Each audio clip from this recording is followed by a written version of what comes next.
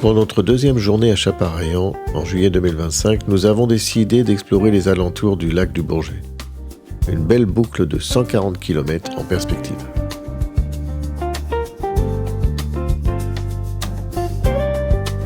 Le contraste entre la banlieue de Chambéry et l'entrée dans le massif des Bauges est vraiment saisissant. C'est un changement de paysage radical en seulement quelques centaines de mètres.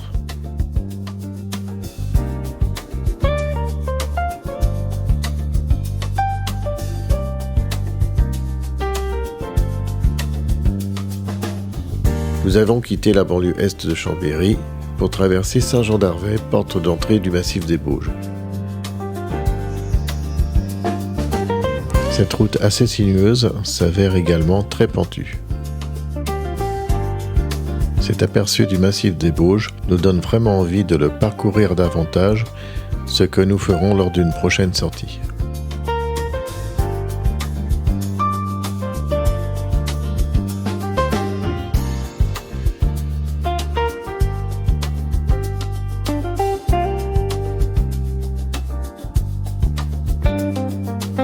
Nous nous approchons doucement du mont Revard qui culmine à 1562 mètres.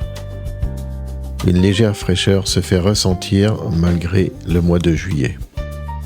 Heureusement, notre chargement nous permet d'emporter plusieurs vêtements, nous protégeant ainsi du froid ou de la canicule.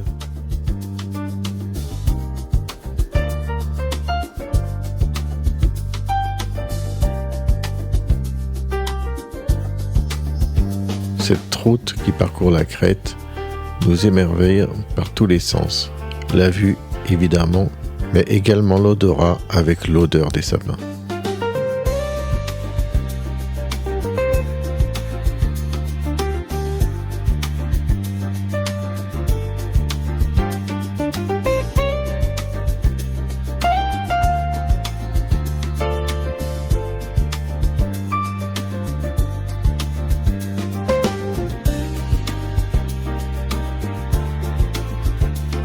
Nous avons rencontré pas mal de cyclistes durant notre séjour et il faut rester prudent car la plupart roulent assez vite dans les descentes notamment.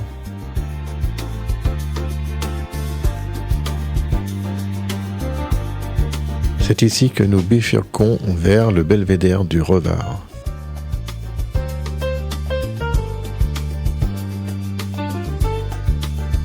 Sur notre droite, nous pouvons voir la route que nous emprunterons pour redescendre sur Aix-les-Bains.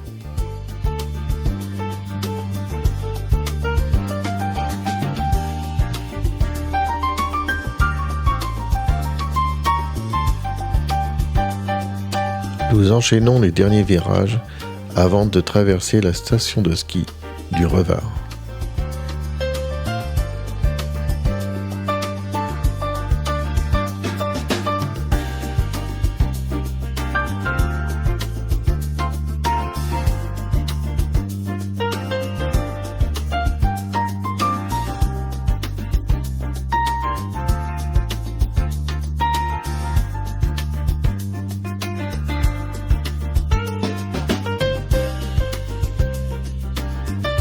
J'affectionne particulièrement les stations de ski l'été, car j'y trouve une ambiance irréelle et un calme vraiment approprié à la détente.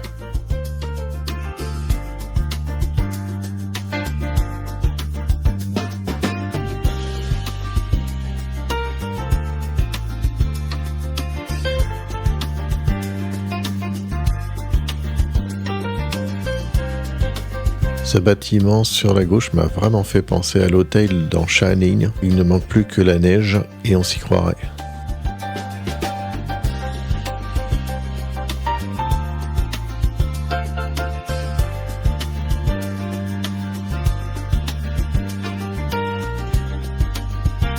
Nous arrivons enfin à notre première destination pour une pause bien méritée. Je décide de me garer à côté d'autres motos, mais il faut avouer que ça passait vraiment tout juste.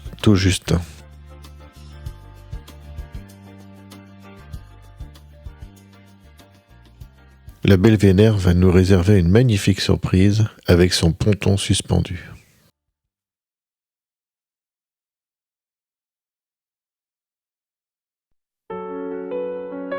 Le lac du Bourget s'offre à notre contemplation. Sa couleur bleu-azur varie en fonction des nuages qui le survolent, créant ainsi un spectacle sans cesse renouvelé. La vue sur Chambéry et Aix-les-Bains est époustouflante. Nous reprenons ensuite la D913 en direction d'Aix-les-Bains, accompagné d'un cycliste dévalant la pente à la même vitesse que notre moto. Nous nous arrêtons ensuite pour déjeuner à la brasserie Le Campa, située dans le quartier du Casino. Nous continuons notre route vers l'abbaye royale d'Hautecombe en longeant la rive est par la D991. De ce point de vue, nous apercevons déjà notre destination. Il ne nous reste plus qu'à atteindre l'autre rive. Datant du XIIe siècle, l'abbaye royale d'Hautecombe est connue pour être la nécropole des comtes de Savoie. Son église est décorée de manière absolument sublime. Nous nous rendons également à l'embarcadère pour admirer la vue sur la berge et la très belle grange batelière.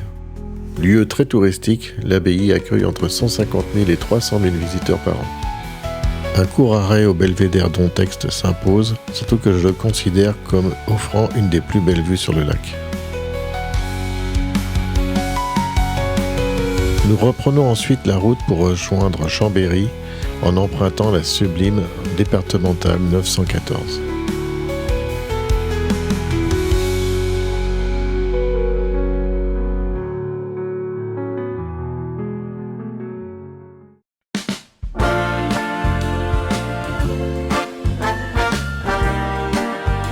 Les points de vue sont magnifiques et Judith n'hésite pas à prendre quelques photos.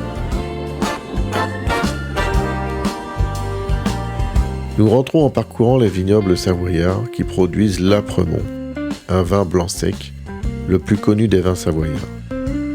Le sol de ces vignobles provient d'un glissement de terrain du mont Granier de 23 km² survenu en 1248.